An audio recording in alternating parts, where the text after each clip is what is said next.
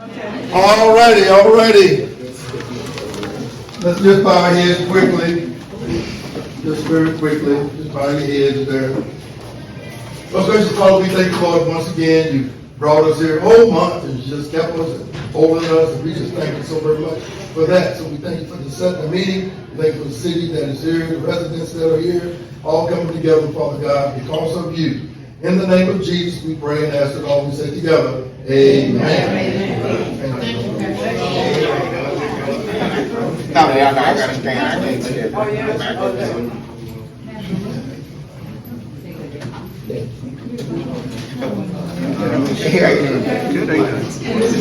Okay, we're gonna make this short and sweet. I know the big reunion happened this weekend, so a lot of people's not here tonight because we're still going after that, so. The reunion. Oh my gosh. Is there anyone here from code enforcement? Nobody here from code enforcement? Y'all wanna have a representative? They're usually here. They're usually here, so they're just running late. Got what she told me she was standing, so. Okay. City council, we'll go ahead and start with you. Please, ma'am. Well, hello, everybody. It's Hello. always good to be here. This is pretty much one of my favorite things to do. Oh my God. I love it. I mean it for real. I just really appreciate being here. 3 things. I did not write them down, so I'm gonna try to use this again. The first thing is that we did get a chance to have that expungement program. And that expungement program was able to help 85 citizens, and they could have come from anywhere. So it just wasn't for Denton County or Denton. 87 people got a chance to have their records cleared. So we can go ahead and just not talk about banning the box, because you know that was a big controversy. But I'm sure banning the box is gonna come back around, but we just need to give all opportunities a chance. And then they had something there, communities, working with communities, our municipal judge, if you had a warrant for a speeding ticket, you know, something that happened around in the city, then you had an opportunity also to get all that expunged. So I understand the expungements cost between $1,500 and $3,000. This is why, you know, it's just not readily available to a lot of people. But to be able to do that for free, I was just more than just to ask. It wasn't an ask, it was just a curiosity really, and our municipal judge just really just ran with it. So we work with Goodwill Industries. I'm not real sure if you all know what Goodwill Industries are. We just go there to buy stuff, but they are in the business of helping people get back on their feet. And that's, if you run the store, you can get some management experience, some retail experience, and you go out and take all of that energy and go out there and do something else with it. So I'm excited about that. The other thing that the city is doing, we did have some votes in regards to our charter review committee. So we got a committee set up with a group of folks that live here in town. Each one of the districts had to find some people, and then our at-large people had to find their own people. So I believe there's ought to be about 14 people that's on this committee. And so what they're gonna do is they're gonna take a look at our charter, go back and see if there's some things that we need to update, because life changes. So we'll have to go back and update, and if there's anything that the community does not feel it needs to be updated, then we'll have to go with those. So that's a good thing. I'm excited about doing that. I did get a chance to appoint a couple of people from the district. One lives over here in Sequoia. You don't know where Sequoia is, over off of Mingo Road? Sequoia, somebody stepped up over there. And then someone else stepped up over here by Alex Alexander Elementary School. So it's just all called out. So I met them, they're ready to go, and I'm excited about that. And I believe that those were the 2 big things that we got going on right now with the city. Of course, you all know you have my phone number. You can give me a call, you got my email address. Don't hesitate to give me a call and let me know what your concerns are. And I'll just do my best to just push those through. All right? Thank you. All right, thank you. Does anybody have anything for the city council? Have anything? and take a look at it.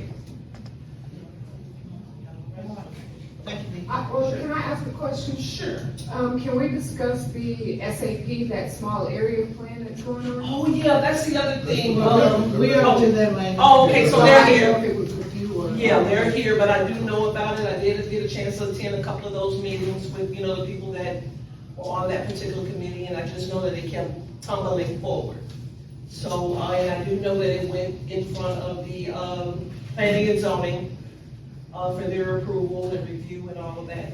And then that's gonna come back around to the city council at some point, I'm sure very soon. But they're here. Tomorrow, as early as tomorrow, so, they're here, they'll give us some more information about that. Is that the mayor accepting? There's the mayor. Okay. Mr. Mayor,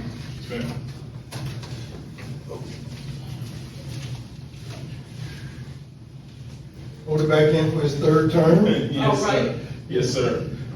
Thank you very much. Good to be back. I was traveling for a little bit, but back, and so I don't have a lot, just a couple of things, just around the neighborhood, trying to identify things that I believe will help. So one of the things was, if you ever drive up Morris, across Colonel Robertson to the left there, they replaced that railroad track, but it was still sitting there. The old track was still sitting there with some crushed rock that they removed. So I worked with DCTA to get that picked up, just so that wouldn't sit there and collect dirt and water, all those things. So anyway, they appreciate them. They got that picked up today, or yesterday or today, the way it's gone. So that's good. And then there are 2 detour signs on Skinner pointing in opposite directions. I would say, well, wait a minute, it can't detour both ways. And so it was just an extra sign. So they went and picked that up so there's no confusion as they work on Skinner. That is closed to through traffic. So wanted to make that clear and help people track along with that. So address that issue. I did watch part of the neighborhood. Appreciate y'all, your comments. Watch part of that. And so part of that comments around the small area plan for this area. One of the things I wanted to address, Mr. McDade, you mentioned the streets being worked on first here and why that was. That was a mandate by City Council. So City Council mandated that happen in that order, and so that would be an issue to take up with the City Council, but it's not a staff thing, and staff is fantastic. They never, they do what they're supposed to do, but I felt it important to clear that up. It was not a staff thing. It wasn't a city thing. It was a majority of council said start in Southeast Denton, so they started in Southeast Denton. So that's where that came from. And then the other gentleman not here spoke on habitat houses being over here. That's an argument I've been making since I've been on council. That's well documented, and I even have a map from the time of all the houses. It's like 90% of the houses are here. But I will say this, when you're talking about the functionality of that, they get training, they get budget responsibility training, so those aren't just those homeowners get a little bit more than the average young couple just starting out on average, which is helpful. And then also, Habitat for Humanity carries those notes so that they don't have to get exposed to the full-on bank loans. And so it gives them an advantage to be a better opportunity to be more successful. They're able to check in on those houses, make sure they're doing what they're supposed to be doing. So there's another layer of scrutiny that goes with those houses, but I was glad and I appreciate the president stepping up and saying that we have those discussions in this room, because we've talked about that with them for a number of times about what we wanted those houses to look like. We wanted garages. We didn't want just a whole bunch of shotgun houses to look the same. So we've continued to advocate for a better product in our neighborhood. And that's a lot due to this neighborhood, this group advocating on behalf of everyone. But I wanted to just touch on those things that jumped out at me. Happy to answer any questions. I have one, but I know that I don't think anybody from the streets are here. Prairie and Lakey, are they doing water, or do you know what they're doing to right there at the cemetery and then right in front of the churches on Prairie? Because those streets are closed off. I didn't get a chance to get with Seth today to find out what was.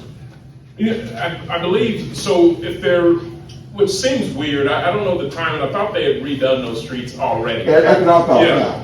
but it stands to reason, yes, if they're redoing, because they were digging down pretty Uh-huh. low, so I would assume they're redoing the streets again, and I don't know why that is.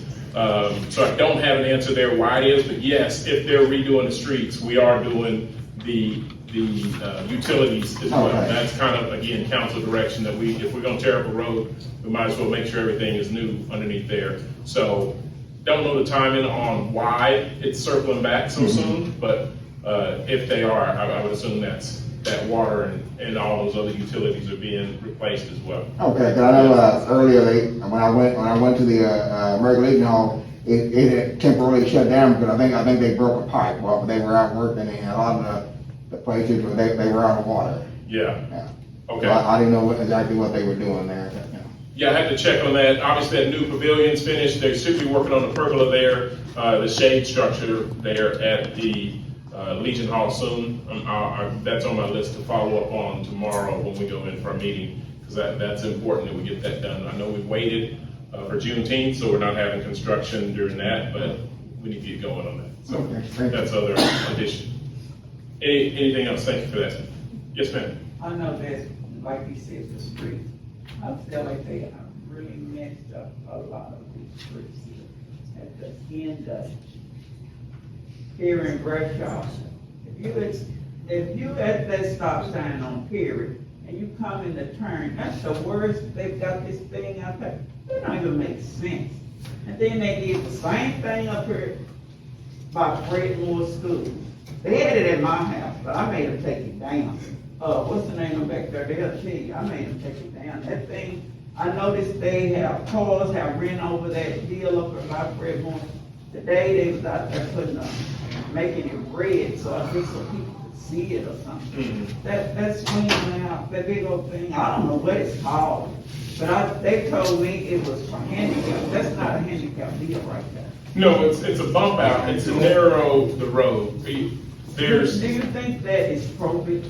That's something that we need right there? I think it needs to be visible, yes, and I take that point that it needs to be more visible. But, yes, the majority of the calls and emails I get are about speeding. We can't police our way out of speeding. And if it's just, I know, but if the road is more narrow and it's close, you have to slow down. Okay, listen to me. That don't have nothing to do with anybody speeding. That thing is out there. That little curve thing is out there. How that's stopping someone? Yes, Because because it narrows the road. Both. I understand what she said, it's the same problem I was talking to you while they were working on the street. Because if you're coming down Prairie Street, and somebody's coming up Bradshaw, Prairie has to back up, because you can't turn from Bradshaw in other the car standing on Prairie Street. Yeah, I'll go take another look at it, and I hear you on the stop signs. You can't do stop signs wherever you want to. You can't. The law won't let you. So. It's been there a stop sign, what are you talking about? No, if you're at it, I heard them to say you add a stop sign. Huh? No, I didn't. No, not you, no. The stop sign. Yes. I understand. Oh, add B. I thought you said add. So the state law won't allow us to add one where it's not. Right, you lose your immunity if you do that. Another thing is I went and walked on Robinson Street. And where they have a whole lot of stop signs on Robinson Street that only make sense. They really don't. And that, I will try to be at the council meeting, but it's Tuesday. I don't know when. Tomorrow. Robertson Street?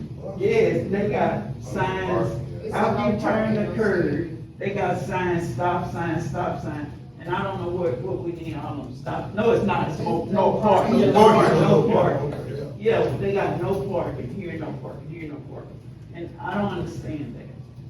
Well, it's a 2-lane road, and if you have someone parked on both sides, you can't get through. And so if there's like emergency vehicle or people coming around that corner, they can't see as well. And so that's I think that's been there, or the regulation's been there, sign hasn't been there, either way. The purpose is, if there's cars parked on both sides of the road, you can't get through. Okay, so why aren't signs on just one side instead on both sides? It's 9 signs from that stop sign to right here. I believe it would be the same. It would be if you have one car on one side, the other cars can't, you'd have to ride on the wrong side of the road to get by there. That's my understanding of how. Duncan Street is just as bad. You can't go down Duncan Street. I mean, And you Hill have to too, be that's right. why they need to have them Hill, people park on both sides of Hill Street, ain't nothing ever been done. I think, Hill is a kind of a narrow. yeah, but they on both sides, is what I'm saying, there's no parking there, no parking sign is what I'm saying. But where it's a parking sign all down Robinson, I was just asking. Well, and what I would tell you the difference is, in my estimation, that is one of 2 roads in the entire city of Denton where you can miss the train. You can go down Bell, Dallas Drive, and Robertson Street. So the amount of traffic cutting through there to go to Walmart, to go to Target, to go wherever, to avoid that train. Like you have people that normally go that way, then you have people that may be sitting at any of those long ways, wrong ways. It's like, I know where I can go. And so it's just, it is, I don't know the numbers. I lived here long enough to know. I love that cut through, and I've noticed it traffic pick up. It's almost like Rev when he was talking about the neighborhoods change. You can see the traffic increase, and that's more of a major thoroughfare than people driving up on the hill. Now that'll change once, and Rev and I were joking about this. Now once Habitat builds that through road, now we need to probably be thinking about that now, because now if somebody's on Duncan and don't want to go all the way to Morris, I'm gonna cut up through here, right? And so that's gonna be something we need to probably start thinking about now to come up with a game plan. Yeah.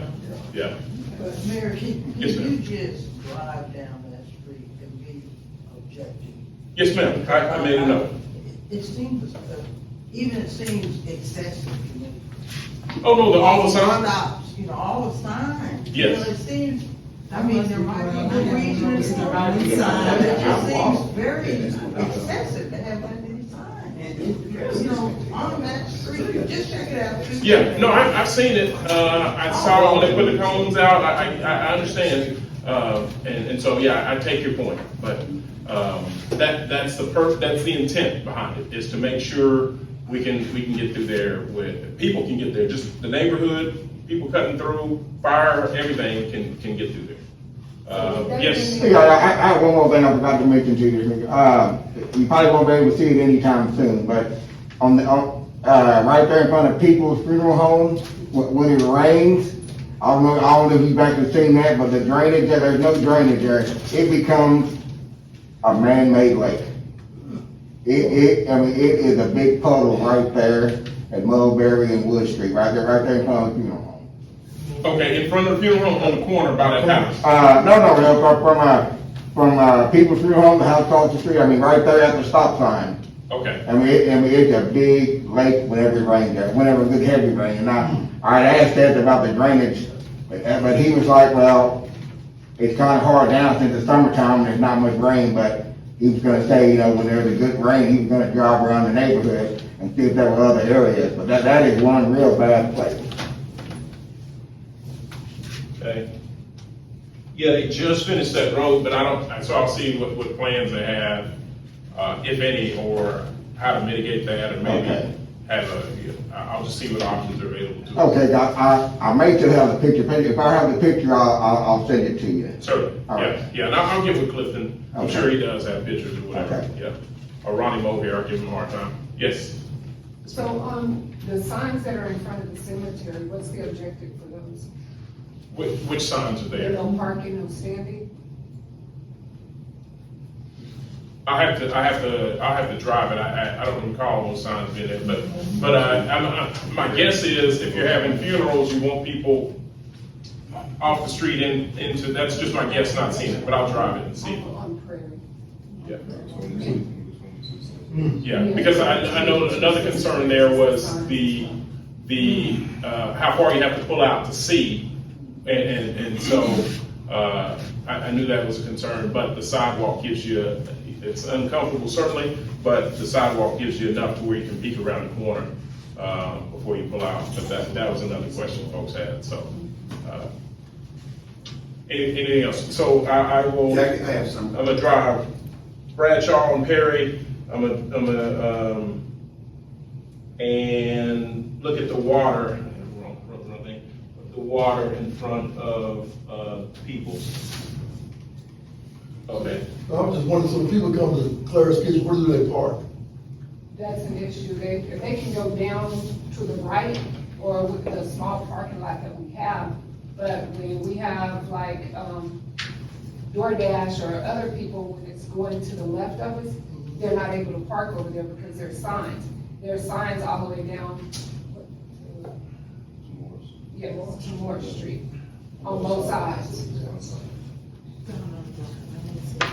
From Clara's Kitchen to Moore Street, there's 9 signs. Yes. Yes, sir. You had a question? Yeah, I think they may have some valid points right here, but with Project 2020, with 2030, that's gonna take away all of those signs because we're gonna be looking at bike trails, walking paths, etc. And you'll probably be at the meeting tomorrow night. I know you already know that they've already adopted that and they're gonna make a presentation to you guys tomorrow. Well, we have to vote on it tomorrow. Right, well, I mean, it's obvious that it's gonna pass. So, and then you're talking about drainage problems. I have drainage problems myself. Sam Marshall and myself, in Willow Creek, there are only 2 drains located for that entire area. And they're down at the 930, 929, 930, 934, and 9 across the street.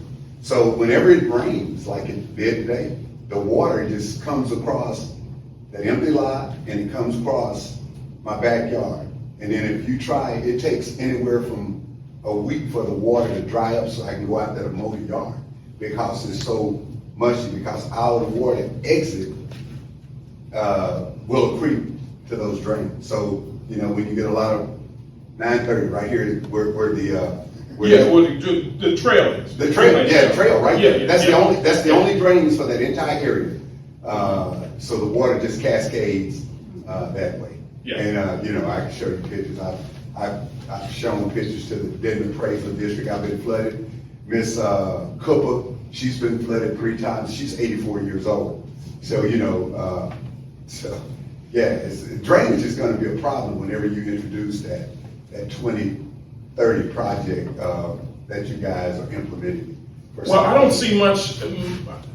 It would be by design that I don't think much of the housing would go there, if at all. But that empty lot is owned by the housing authority, so the city won't have anything to do with that. That's another government entity, and Willow Creek is built out. I mean, I grew up there, so I'm 100% with you. The candy house used to be right down the street from the Miss Bud. I'm 100%. Well, his house is how it comes across his yard. Yeah, so I take your point there, but with the plan, there's no new development coming to Willow Creek unless, and there's one person that owns all those little regular houses. I know him, and so he talking about Robert New. Robert New. Yeah. Well, those things are built. They never should have been built there because that's the zone LH7 or something like that, and you can go back and check that out. Yeah. But I really don't understand. We've had Yerling Brock. Yes. We've had Jack Miller. We've had, who else we had? Chris Watts, Mark Burrows. Stevens. Steve. And you 2 times. And then now there's a vast interest in this area right here. And then early on, when we tried to, we were voicing opinions about trying to do something to enhance Southeast Denton. Now, since the property values have gone up and this thing, we've been targeted with so much available land. Right. That's what they're saying. We have, right, I understand. No, but let me, nobody, no other mayor has spent more time over here than me. Fact. And I fought hard. Like I couldn't get anybody to tell them not to change that zoning at the end of Skinner. I've been warning about all this, right? I watched Skinner Street go away. I watched those houses one by one, the grades go away. I know exactly what can happen, and that's why at the end of Skinner, I said, don't change that. They changed it. The majority of council changed that, didn't listen to me. I live here. I'm trying to tell them, don't do it, and they did it anyway. And so some of those things are because people that don't live here are making decisions for us, because we invite people over from Hickory Street over here to Southeast Denton, and they don't know what they're talking about. Real talk. Right, and I understand that, but I think that, you're talking about that, but they're getting ready to, and another thing I don't understand, why do we have so many of the Habitat to Humanity councils? Not against the Habitat to Humanity people. I know they gotta have somewhere to live, but why don't you integrate some of that type of housing in other areas? Luke 288. I spoke about that before you got here. I saw your comments at the council meeting. Oh, you did? Oh, yes, sir. Okay. And I have a map that I asked for that showed exactly what you're talking about. So you're spot on. When you look at the other side of the tracks, 90% of the houses they build over here. Now, they do have a higher level of accountability. And before you got here, I mentioned the president in this group has worked. I mean, you should have seen, it was before Matt was documenting everything, but you should have seen him get after Habitat for Humanity and make sure they understood what we expected in that village, the style home, the changes we asked for. Wasn't gonna be just no more whole bunch of shotgun houses in here. We wanted this, we wanted that, we wanted this, and this group spoke and advocated on behalf of the entire neighborhood. So you'll see a different product, you'll see a change. And they've been responsive. Credit to Habitat for Humanity. I mean, it's hard to come in this room. It's a tough room. Right. They came and they took it. But what I'm saying is that, why is Southeast Denton being targeted for that type of housing? Why can't you take it out by colonies? They built some nice houses out there. You are right, and it's funny you say that, because I asked the same question. But now, here's the thing, what I did say earlier, they carry the note. So if I give anybody grace, and your comments are spot on. Here's how you have to take that, and you have to take it at face value, because both are true. It is the cheapest land you can find. They got that land over there for free. Where they built a Habitat Village, you got it for free. And so we're asking them to go buy land someplace else where they got to carry the note versus build on free land. I build on the free land too. But to your point, I also am asking that we'll never know if people say they're cool with us building Habitat houses in their neighborhood until we try. So let's go find a neighborhood someplace else, over by C.H. Collins, like you suggested, wherever. And find a lot, and the city subsidize the extra cost, right? Because it's gonna cost more over there. Right. So if it costs them $50,000 more, let's do that and build it over there and see how that goes. Because we're never gonna find out if they are truly cool with it until we do it. But what I'm saying, but I can't get nobody with me. That's what I'm saying. We should integrate that type of homeownership over there as well. Because right here, we got mom and pop, like I say, Miss Cooper is 84 years old. So, and eventually, and I know, Mr. McDade, he brought up that point the other day. Yes. And I spoke to that. Yes. So I take your point. I'll look at those things. I'll take a look at the drainage as well over there. I don't know that there's much we can do. Again, we don't own any land over there for the city.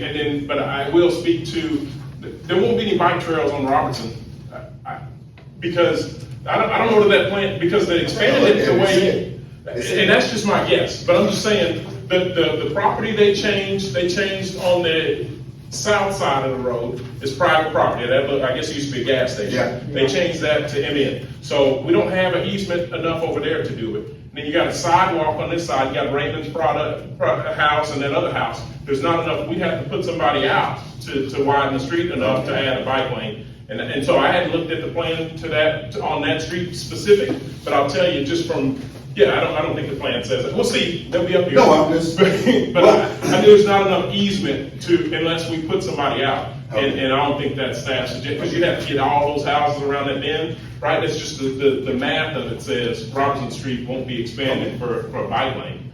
Hey, there's just no space. Well, they showed they supposed to widen it. Robinson? Yeah. Right. Yeah, they'll be up here in a minute, but I don't think you're right, because you have to put some folks out. They got a Lakey section. Anything else for the mayor? I do have a question. So in the 2019 bond meeting, the roads were supposed to be worked on. There was a an amount for about 10 million for the roads to be worked on then, which never happened, but now it's in this plan as well to be worked on. Why is that? No, it's the same plan. It probably takes like 5 years to exhaust all the funds. So then you start with the planning of it. So it was passed in 2019. Then you'll start the planning infrastructure stuff. Then you'll start moving the infrastructure. Then you'll start the roads. So it just the way it plays out. But our commitment to the voters is by 2019 we will exhaust. I mean by 5 years we'll exhaust all those funds on the projects. If something falls short, then we have the ability to say, hey, we ran out of money, costs went up, all those things. But all that's able to be tracked on the city website. So you go to the city website, you go to bonds. I'd have to find it to tell you exactly where it is. But if you search City of Denton bonds, there's a tracking for every dollar for every project. I say every dollar, every project, percentages that it's completed, what's left to be completed. And that's from 2014 bond, 2019 bond, and this most recent. I think that's right. Is there one before that? Yeah. And then the one thing and I'll leave with this. The one thing that I have to ask about, that y'all not asked about, but it's important to me, is from those bond packages, we've talked about quiet zones. And that's been since 2016, 2017. And staffs continue to work on that. Working with the railroad is impossible, but we're doing our best we can. And so that's a commitment we made that we were going to turn those, but they don't have to honk the horn every night. And so that the voters voted on that, and we have a duty to deliver that. That's always top of mind for me, is to commit, to fulfill those commitments. And staff's working on getting the money and making sure we get that done. Yeah, Madam President, and people have to remember about those Habitat homes. In this room, it was 50 homes. Yeah, 50. right, on that lot. Yeah, we cut it down to 35. At first it was 35. No, it was 50 at first. And now it's 35. Now it's 35. Right, I remember. And then the other issue is, we have to remember, how did they get the land? If we would stop, I'm talking low, if we would stop selling our land. Right. That land changed hands twice. I know, I understand. For a little bit, well, not that much money. It changed hands.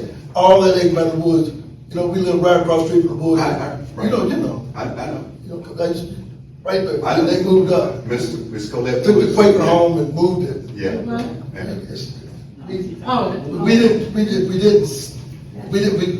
We pay our tax, like we're doing paying taxes. There used to be a problem, like we pay our taxes, we pay our taxes. Don't we? Oh, yeah, well, I think. We pay our taxes, yeah. And I have gotten in contact with Habitat to find out who's actually getting the first two houses, because they had the application done May 1st to May 30th. So all those applications, I wanna say 1,000, for two houses. I'm just saying 1,000. For two houses. And they still have yet to decide who's getting it. I know she told me she's going through them, and then they're gonna hand them over to the board.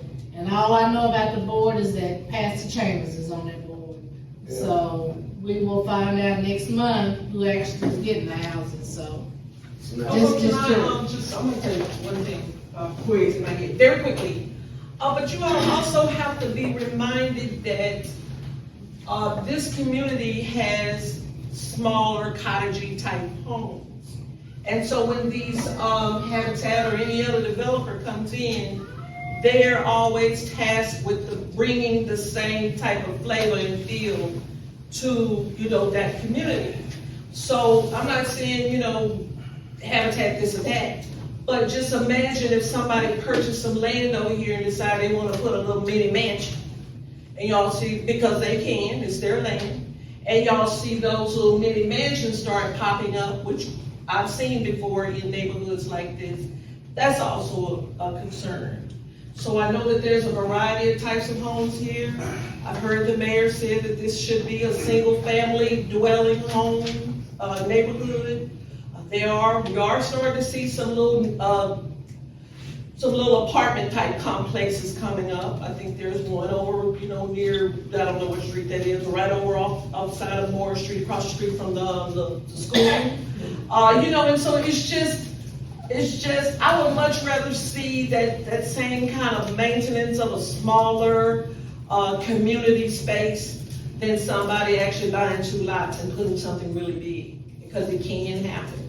So, you know, not to disrespect any thoughts or anything like that, but I'm thinking that, you know, a 3 little bedroom, something like what Habitat is doing, it just kind of matches the community the way that it is. It kind of keeps that. Ma'am, it would have to be rezoned before you can, combine a contiguous lot, because I have a lot next to mine, and the appraiser district would not allow you to build across that property line, because it has a address of its own. So therefore, they want those tax dollars from that, yeah, so you're not gonna be able to combine 2 lots, because there's been several people that have tried to do that, and they have told. Well, I guess the ones that I've seen, you know, the one that's across the street from the child care center. Really? There's like a little 3 or 4 little, Yes. you know, something like that. So that kind of stuff can happen. Really? It'd have to be rezoned, I don't know.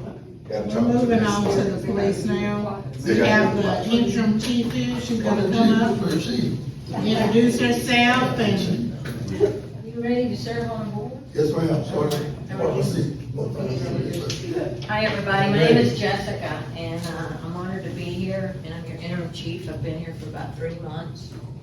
I was retired, very happy, and then Denton called, and I said, you know what? I've heard some really great things about this community, and the fact that everybody has collaborated and come out of their homes to come here. Whether we like the topic or the discussion, you're here, okay? You're coming together as a community. That says a lot about you. That says a lot about your dedication. That says a lot about your heart for your community. So whether we agree or not, God bless you. Y'all keep doing it. I'll keep showing up as long as they'll have me. I want to take the time to introduce a couple of folks in the back. I have a new deputy chief, Paul Willebrock. Raise your hand, Paul. Yeah. This I is met y'all last meeting. Let's go over here. And I want to introduce your new assistant chief, Miss Alice. I met y'all last. Oh, yeah. We know that. So Tony's been here for a long time, and they're kind of showing me the ropes. One thing I want to share with y'all is I want to share the fact that we are here for you, and we want to connect with you. We want to hear from you. We're going to listen. We may not always agree, but the fact that we're trying to keep each other safe, that's the biggest priority. Another thing I want to share with you is that we're going to start, I call it slicing the pie. We're going to take the city, and I'm going to slice it in fourths. And I'm going to assign deputy chiefs to each quadrant. And we're going to start town hall meetings, okay? And if you fall in that quadrant, you're going to be assigned a deputy chief. You're going to, if there's a school that falls in that quadrant, then your school resource officers will be showing up. You need to know who is working for you to try to keep you safe, trying to keep your kids safe. If there is a church in that area, we want to reach out to that pastor, that clergy. Come meet us. We want to get to know you. We want to hear where we're falling short, what we can do better. We may not fix everything, folks, because we need your help, okay? And right now, what we're trying to do is just open the lines of communication. So we're here. Like I said, we may not always be able to fix things and get everything right. But the fact that we're going to be transparent, we're going to be open, and I want to shake your hand. I want you to know that you can call me Jess. And that's just all it is about. It's about building relationships, y'all, okay? So we're here for you. Thank you. Thank you. anybody have anything for the police? Julie, did you have an update or? We brought the road show tonight. All right, let's see it tomorrow night. And I'm not organized. She's organized, just some days better than others, right? So I have some hard copies of the area plan, if anybody is interested in a hard copy. I'm a paper person. I have 11 of them, so, but if you don't get one tonight, I can give you my card and you can, All right. oh, good. And, I'm good, I can deliver. Did I get it right? All right, let's do it. we are so excited. I have Tina Firgens. She's the Director of Planning with the City of Denton and Deputy Director of Development Services. Did I get that right? Yeah, okay. I'm Julie, if you don't know me, and we've been working for the last year on the Southeast Denton Area Plan. We're so excited that it is going to City Council tomorrow night for consideration, hopefully adoption. But we're here to just talk about it, answer any questions. I don't have a formal presentation, but I don't know if you wanted to say any remarks. And we'll just be happy to listen and talk to you about the different parts of the plan if you'd like to hear about it. So again, my name is Tina Firgens, and as Julie pointed out, I'm the planning director at the City of Denton. So a few things, if you didn't hear me talk, and I know you were there, and Stephen, is that correct? Did I get that correct? Okay. So, and Donald was there as well, and of course Jordan Villarreal, because he was on our commission then, but the other night. But a couple of things that I want to point out regarding the plan. So the plan that's before you this evening, that went to the Planning and Zoning Commission last week, and is on council's agenda for tomorrow evening, is based upon all of the feedback that we have received from the community. And I know Julie and Mia put together a tally. We have been out in the community, especially Julie and Mia Hines.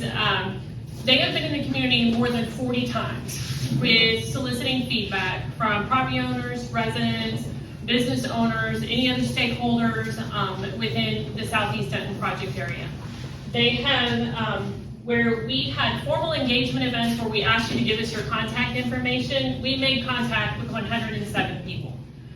Events where you saw them like at Juneteenth or other festivals that were happening where Julie and Mia and some members of my team were probably out there in the 100-degree weather heat with you all with a canopy. Julie might have been handing out popsicles and other goodies that she might have had with you. We made contact with approximately 375 people that gave us feedback about what they want to see for Southeast Denton. We maintained our Discuss Denton website, which we heard in this community that not everybody likes to have to log on and use technology. You prefer more of that face-to-face contact. But based upon the data that we have from Discuss Denton related to our Southeast Denton project alone, we had over 1,600 touches on that, where people access that information on Discuss Denton as it relates to our Southeast Denton project. So when we talk about this plan that we've worked on for the last 10 months, when it's based upon the feedback we've received from the community, it truly is. We had a steering committee, and Reverend Logan was on that steering committee, that we had, that we met with regularly as we worked through this project, because we would go to them and say, okay, here's what we've learned from the community, or here's what we've heard from our engagement efforts. Here's what we've learned from all of the data analysis that we've done. Is that correct? Are we missing something? Are we hearing something incorrect? And we would ask the steering committee for that validation to make sure that we were either heading down the right path, or if we were heading down the wrong path, then they let us know to make sure that we were heading down the correct path. So when we talk about this plan being reflective of what we've heard from the community, that's just some of the data points to share with you with all of the engagement that we've done. I know the work that we've done in Southeast Denton gets compared to the Northeast plan that we had going on, or the Downtown Denton plan. We tailor all of that public engagement, all of those times that we go out in the community, specific to the project itself. So the strategy that we deployed in Southeast Denton for reaching out to the community is very different from the strategy that we've utilized in Downtown Denton, and also is different than what we utilized in Northeast. So know that, we heard from people where, especially in our initial listening sessions, where you met with members of our project team, where people where they sat and listened and wanted to hear the concerns of the community. How can we, the city, do better moving ahead?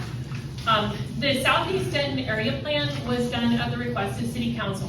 They directed us, gosh, what was this? April 2022, right? I was gonna say April, May 2022, to work on area plans. City Council prioritized Southeast Denton. The Planning and Zoning Commission was also very supportive of focusing on Southeast Denton as one of the area plans to do the work on first. And so that's why we put the priority and the focus on working with the community in Southeast Denton to develop this plan.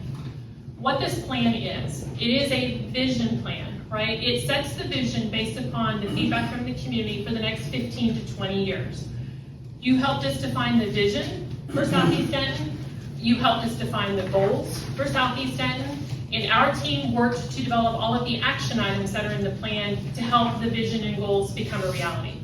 Keep in mind, this is a 15 to 20 year plan, so not everything that's in that plan gets done overnight, because there are some items that might need to happen before others do. The concern regarding the single-family residential neighborhoods in the core, that is something that we heard from the community, that we want to protect our existing single-family residential neighborhoods. We talked to the community about areas where the community would be supportive of change, and areas where they did not want any change to occur. The core of the single-family residential neighborhoods was an area that was identified as not wanting to have change, and understandably so, right? Because that's our homes, right? That's where we live, that's our neighborhood. So the action items that we put forth in place tried to help support keeping the single-family neighborhoods intact. The comment was made regarding the vacant land, and I know we talked about this at the Planning and Zoning Commission. The challenge with having vacant lots in and about a neighborhood is those are a threat, but also an opportunity. They could be opportunities for new housing being put on the property, but they could also be a threat for the concerns that were expressed regarding if somebody tries to put a really large home that's maybe out of the scale and character with the neighborhood. So the action items that we put in place speak to trying to put actions that we, the city, can take to help protect the existing character of the neighborhood that exists today. Keep in mind, it's a policy document, so it provides us that roadmap of where we're heading for the future. The action items are things that we will work on over time to be able to help the vision and the goals become a reality within Southeast Denton. I think part of our challenge in the past in Southeast Denton has been that we have not had that roadmap, right? We've been absent that direction. We have not heard from the community as what we want Southeast Denton to be for the next 15 to 20 years. So that's why City Council made this a priority that we work on that. The streets, what we heard from the community is people need opportunities to safely walk, to safely bicycle. Now, I know somebody the other night mentioned at this Planning and Zoning Commission that the age of people within Southeast Denton are not riding bikes, or not out walking, or maybe may not be as important for correct crosswalks, if you will, at intersections.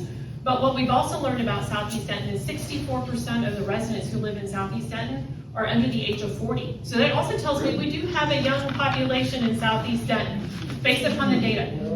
We've all, I was to say, and I know we work with the steering committee on it. I gotta have those metrics, because I just can't. And so they're in the plan. We use reliable sources when it comes to demographic information, but what we did is we utilized, the American Community Survey and the Census Bureau published this data, and so those are known sources for reliable data that is used in planning studies to be able to understand the makeup of the community. And so that's where we get that data. So and it was a surprising factor to us as well, because so much of what we hear about Southeast Denton is, oh, well, that's the old part of the community, or that is traditionally the black part of our community. And you're right, historically it has been our black community, but also what we've learned about Southeast Denton is approximately 1/3 of the population Southeast Denton is black, another third is Latino, and the other third is white. So the community is truly evolving over time. But that's why it's important that we have this plan, is to be able to, it's based upon what the community told us they wanted for the area. And so that helps then give members like the Planning and Zoning Commission, and more importantly, City Council, direction when they're considering requests for rezoning. How does that rezoning request for somebody wanting to use their properties match up and align with the Southeast Denton plan? If it's consistent with the Southeast Denton plan, then they should be recommending approval. If it's not consistent with the Southeast Denton plan, then I can assure you we're at least going to be telling Planning and Zoning Commission and Council that, hey, this request does not match up with the vision that the community set forth, therefore we should be denying the project. So that's one way we use this plan. Another way we use this plan is, so the roads. We were talking about some of the existing challenges on the streets that we have in Southeast Denton. We have recommendations based upon what we've heard from the community regarding how we can better utilize the existing street right-of-way and repurpose that street. How do we accommodate the travel lanes? How do we accommodate parking? I know there are many comments related to parking. How do we accommodate pedestrians? How do we make those streets safer for people to be able to walk along and ride their bike? So there's recommendations in there on the street cross sections. One of the things that was very important to our project team is that we work within the existing right-of-way.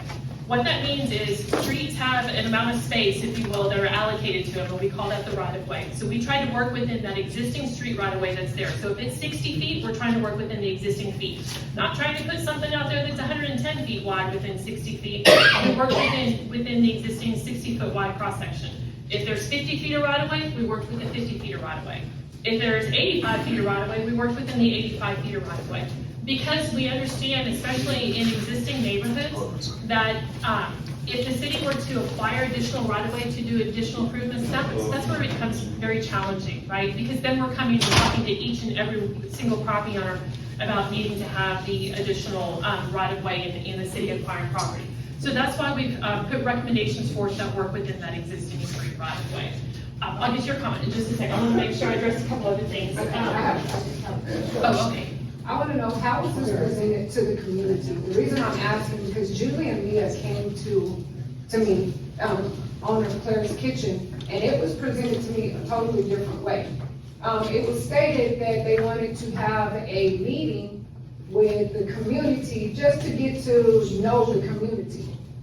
Nothing about the new plan or anything was presented. So we said, yes, okay, of course we'll host a meeting to where the community and the city can get together.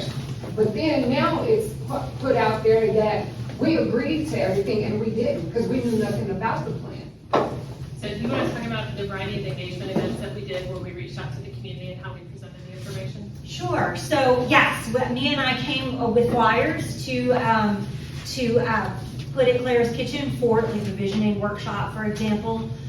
So originally we started on the public engagement in Southeast Denton is listening. We had those listening sessions last April. Our initial push was to send out postcards, but we didn't get as many diverse voices and as many people at those listening sessions that we would like. So we retooled our engagement. We changed the postcard to include Spanish. So we added that additional language to make sure that we heard from all of our community members. We also had interpreters at the second round of listening sessions. We put out signs and also took out flyers to the area restaurants and businesses and community centers to try to get more people involved. So we didn't get flyers. You gave me your card. You and Mia gave me a card and said y'all would come back and give flyers, but we never received them. Well, and I could certainly talk to you about that. Because we did try to get as many flyers out as possible, and I think that exact day I came back to get dinner for my kids, and they love eating Claire's Kitchen, and to take some flyers back that evening.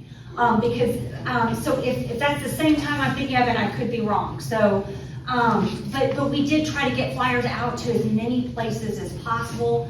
For the vision workshop, we did similarly to try to get those flyers out, send out emails, put the invitations on Discuss Denton and mail those postcards to not only property owners but also residents, because we understand not everybody is the property owner. We wanted to hear from all community members.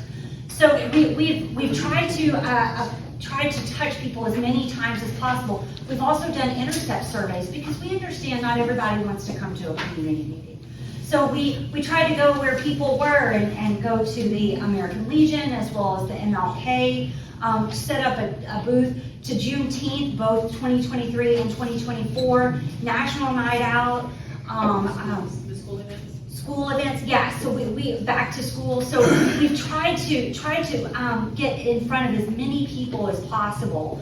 It's not perfect, of course, and we'll continue to refine that. And one of the strategies in the plan is to work on that communication with the community. Find out the best ways to communicate. I know we talked, you said, I don't remember getting a postcard, but that letter really caught your eye. So maybe something like a newsletter or letters, something mailed in an envelope, is a little more eye-catching.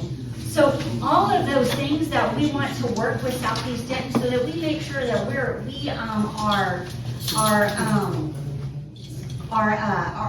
communicating and touching everybody that we can. Yeah, well, I can we have time to have another. Go ahead, Marcel. I need to ask you a question. You know, the very first place that y'all started out with was the dock. You have a copy. Should I get a copy? Don't tell me this is it. I can't do it. No, you know what that is? That is the demographic makeup. Okay. Can I have a copy of the very first, the dot paper, the blue dot? Sure, absolutely. We I'll can be get, like, oh, well, they're in books. So what we'll have to do is have that project team, because remember, they were in the laminated books. Maybe we can photocopy. Yeah, we can So that way you photocopy. got the dots with the I want the images. very first, the very first one. Absolutely. Yes, we can photocopy it. I probably won't have it tomorrow. I'll have to, yes, absolutely, absolutely. Yes. And you said it was that had the red and blue dots on it? Yes, the blue dot, yes, first one. I want the very first one, y'all. The visual preference survey with all the pictures, absolutely. I have one question. I know, when I look at, when I look at this, this plan, and the plan, it has, the timeframes. So the timeframes are short-term, mid-term, and long-term. And then I identified those, they're short terms of 1 and 2 years, 3 years. And I know you mentioned that earlier. And then 6 to 5 years. And then I look on here, I see there are 28 action items on there. There's no way that we're gonna be able to achieve those 28 action items in that period of time. So what are we gonna, I know we're supposed to make this presentation to, you guys are gonna make a presentation to the mayor and the city council tomorrow. So if we don't achieve half of those things prior to the meeting, it seems like it would be a moot point if, cause it's a lot, this is a lot. And then It is a you're- lot. and you're depending on some of it, when I read it, you're depending on federal funding for some of to address some of the action items in here. Federal funding, so you never know about federal funding. You see what I'm saying? So, Understood. then And we you also get- depend upon local funding as well for some of our initiatives and what we're working on. So, but to your point, and I know this question came up the other evening at the Planning and Zoning Commission, is you're right, there are like 27 action items that are identified within the first 2 years. And so, we'll do our best to get all of this accomplished. I know the commission said, an expectation for at least 15 of them to be done. But it is an aggressive plan. Keep in mind, we have this plan. We also have the Denton 2040 comprehensive plan that has roughly 527 action items in there that we, the city as an organization, are working on collectively as a whole. But we'll do our best to be able to do that. But those action items, if we get half of those action items accomplished, then I would say we're making great strides. When it comes to working on a project like this and the implementation, some of those action items will have continued community engagement, where we will be engaging with the community and saying, okay, here's what we heard from you when we did the plan. Is this still the direction that you're wanting to take? Because this is the action that we put forth. And so, how do we need to refine this? What do we need to do to address this particular action item? But we continue to take that community's feedback, because it's not necessarily all figured out right now, but we know we've got to take the community's feedback when we work on accomplishing that item. If we make great progress and are able to get that done, great. If we hit some snags and we get some delays, then we may not accomplish it within that 2-year time frame. But know that this is our roadmap to be able to help move forward, in addition to any other initiatives that council asks us to work on. 10 years. But when they ask people, How is this going to affect the property taxes, and how is it going to affect the cost of living over here? That's what that was my next question. I want to ask you that. Because you didn't mention it. And I'm sure it's free. Let me say this real quick, we got about 5 more minutes because it is 7 o'clock. And, I feel like we're going backwards here because we've been talking about this for over a year now. So, now we're going over the same stuff again. So. This is my first time hearing it, so.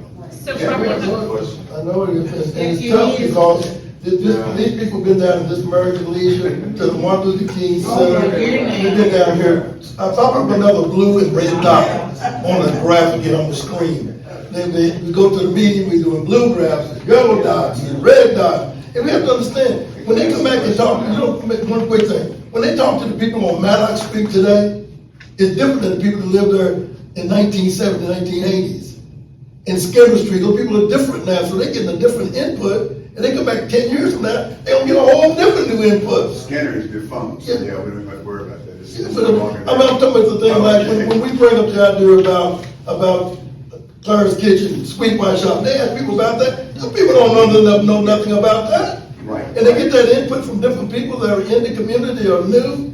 They say they don't even know the history of it. And that's what kills off a lot of things. Right. We're going up Skinner and Prairie Street. Used to be that big brick building there. They ask about this, they ask those people on that street, they say tear it down. They don't know nothing about it. That's where we used to go and congregate. People don't know nothing about that now. Right, what I see is it's all over again. It's Quaker Town all over again. You're doing what you're doing back then, again now, it's just different. You move people from there to Southeast Denton, and now it's the same thing going on over again. How can people even sleep at night knowing this is how it's going? Well, because you can see the target, the mecca of Denton now is gonna be a downtown area. So the mecca, that's Denton's mecca. So you're gonna move this way. It's gonna move this way. And right, but it's gonna have some impact on some people. We can paint it, but it's still a point. It's still a pig. So you can put whatever kind of paint on it. They're coming at this. But I gotta say though, what's the percentage of people, and I'm trying to hurry because we gotta get out of here. What's the percentage of people that own their home in Southeast Denton? The plan, She said 50%. 50%. So there you go. Half of it won't budge. Don't sell your house. Yeah, but you know. And then the other half, if you own it, okay. Do you want the city to tell you not to sell it? No, but I'm gonna share something with you. Yes, sir. At the last meeting, she said that we should be educated with the Denton appraisal district so that you can go up there and contest your taxes. That's right. Yeah, hold on. You can go up there and contest your taxes, but if there are no sales within the immediate area, they go across town and park those sales. Yes, they do. Because they did be like that. I went over there, they went down and waved my house over here against the house on North Carroll. I argue that every year. On North Carroll. So you say that, and then they say that, well, we got a house that's sold, nothing sold in this area. Well, I understand. Mm-hmm. So you got to measure me to my locale, because location is location. Not at all. It's comparable houses. You can make that argument about the neighborhood, because I do it all the time. We can talk about it afterwards, because I don't want to take the meeting. But they look at sales. They look at sales, man. So if I can address one thing, because the comment was made. So my apologies that you feel like this is another Quaker Town relocation, because that's not the intent of this project. So back, 100 years ago, and I know many of you are well aware of this, the city had the forced relocation of the prominent African-American community from present-day Quaker Town Park to Southeast Denton. We know that those concerns still ring true today, as if those events happened less than 5 years ago. And we've had this conversation with the community, and none of us, Julie or I, weren't here to those events, and many of you weren't here when those events happened, and we're sorry that those events happened. But this plan now is based upon the community's input and vision. The community is concerned about displacement. So you as a property owner, you ultimately own you have the control of what happens with your property. You can either choose to hang on to it, or you can sell it to somebody else. The city can't tell you, and you don't want the city coming in and telling you that, Reverend Logan, don't sell your property. If somebody comes and offers you $500,000 for your property, then you might sit there and think, wow, that's really important, I can take that. So if he sells his for $500, and then Audrey in the back learns of Pastor Logan selling his for $500, well, maybe I can get $525 for mine. So then she goes and puts her property on the market. So the challenge is, you can do it to yourselves, and continue to sell property, or we the city, our goal is to help you put controls in place to be able to preserve the neighborhood character. Because that's what we heard from the community. You want the single-family residential neighborhoods to stay single-family. You want it to be represented, the character that's there. So then our next step, one of our action items, is to be able to put some overlay districts in place, which is a zoning action, which will require extensive public engagement when we go down that path and do that effort. Because we're going to want to hear from the community of What is most important to you about your neighborhood that you would like to have potentially replicated within your neighborhood? So if there's a vacant lot and somebody wants to come and build a single-family home on their property, then do you want to allow for that home to be built to 40 feet in height as allowed under the current zoning, or would you rather it be 30 feet in height because the rest of the homes in the area are 30 feet in height? But there are zoning Are you- areas in Southeast Denton, this is the type of structure that has to be built in this area. Well, and so depending upon size of lot, existing conditions associated with the property, the zoning regulations that are in place will influence what gets built on the property. You know, whether or not somebody owns two pieces of property with a property line down the middle, and they can't build across the property line, but they could replat that property into one lot, and then they can maximize their development rights on that property. Trust me, I know. So because my department processes replats, so I understand the state Then I'll laws. report mine, Dick. Come on. But, you know, when you look at your existing property, the size of it, if you have easements that encumber your property, and you have the zoning regulations in place, then you have to work within the sandbox that you've been given with all of the existing conditions to figure out, okay, how you're gonna repurpose that sand and put something new on the property, so.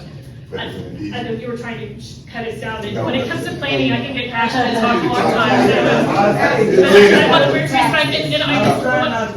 so. The taxes, yes, so the property taxes, so that's a challenge that everybody in Denton deals with, that's what everybody in this area deals with, right? So we all deal with that. We talk about, you know, we make absolutely no improvements to our property, right? But our values continue to increase. I struggle with that myself, right? So I've got kids to send to college, or do I make improvements to my house? I'm sending my kids to college.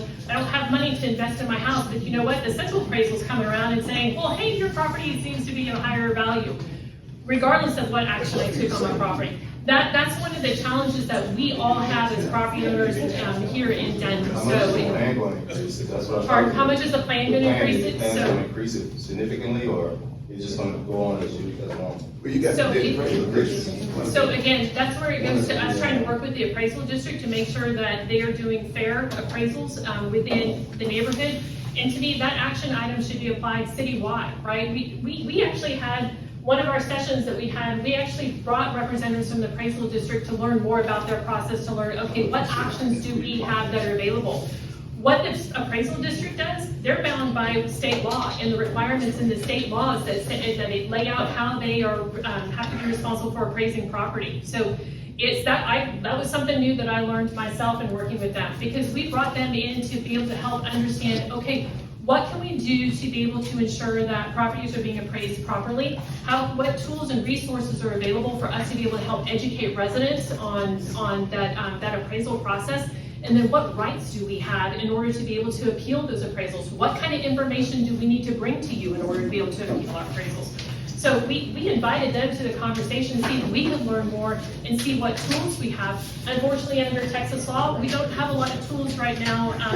Texas, if you will, and this was something that I found very interesting, is apparently Texas is considered the gold standard from other states and appraisal districts. I was like, seriously? And they were like, yes, absolutely. And I was just like, okay, help me understand that more, because obviously we're concerned about our property values, and if we're not making improvements to them, then I think the comment was made earlier regarding location, then yeah, it becomes where they're able to look at the value of the land versus the value of improvements, and based upon the requirements that are set forth for them that regulate how they do their business, is how they end up appraising our properties. Right or wrong, whether you agree or disagree with them. People are just paying a god awful lot of money for some of these houses over here. But you know what, I'm getting homes that cost $300,000-$400,000. Yeah, so it's gonna increase the price of everyone else's. But you know what, I just wanted to say that the appraisal district is a state agency. That's not a city agency. The state of Texas is the ones that set those rates like that, so. We have one more question in the back. That's the last question. Yeah, so, real quick, so this is a Southeast Denton plant, right? And it's about preserving what people want in a future state, and this will impact zonings going forward. One of the things that happens a lot is there is an area that's designated for zoning that usually is grandfathered. And we've seen some egregious cases like the one out on Scripture where they put up that big apartment complex, or it was grandfathered for like 15 years or something. Is there a way to communicate to the residents of Southeast Denton what what areas are designated for development that may not conform to what this plan would be and would be developed by right under something that may not fit what they want? Is there a way to get a map of that so that way people can keep an eye out for those things? Or Well, the plan does show the current zoning map. okay, It also shows the proposed future land use. And one thing we heard from the community is there were areas that they wanted to preserve, those core residential, but then areas that they were okay with change. We did hear concerns about downtown development and development near the DCTA. So that future land use map actually shrinks that area of that downtown and creates a transition area around it. Also has that protection for those existing neighborhoods, that low density future land use designation. It also includes,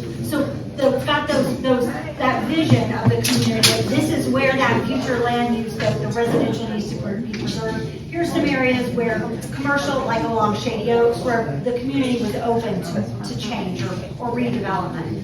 Also, the plan includes overlay districts, a height overlay near that downtown area to ensure any development that came in is more compatible in height and scale to those existing neighborhoods that we want to protect. Also, the residential overlay, like Tina talked about, where we're going to look at some of those architectural themes of Southeast Denton and the individual neighborhoods and the development scale, and put those overlay conditions in place so any development on those vacant lots would be consistent with what's around it. And then the commercial areas down along Shady Oaks, those areas where have industrial development now or maybe some more intense commercial, the plan has an overlay for the commercial so that any new development in that area would be more consistent with something that's compatible with residential. So that it would be neighborhood serving, community serving, and fewer of those intense commercial uses. Bottom line, is there gonna be a Clara's Kitchen when my little grandson grows up? The last one, Will that be there? Will they be able to be there? the overlay condition we're so excited about is that live work, and that includes that Robertson and that Prairie era. That area that was sort of that main part of Southeast Denton, to introduce some of those commercial uses with those residential, because that provides that neighborhood and community serving service uses, restaurant uses. So that was one that we were really excited about. But those overlays are considered a zoning action, so we would come back and work with the community on what those standards are that would be done in the zoning, because there's a whole other set of rules that we have to follow when zoning is being done within the community. So this is not about, it's not about Clara's Kitchen. It's about the entire Southeast Denton. It's not about Clara's Kitchen. We're here for the entire Southeast Denton. But the historical nature of it. Well, yeah, we want the historical nature of it all over, but not just Clara's Kitchen. That's not our focus. Our focus is Southeast Denton. Thank everybody for coming out there. If you're here after the meeting, if you have no questions.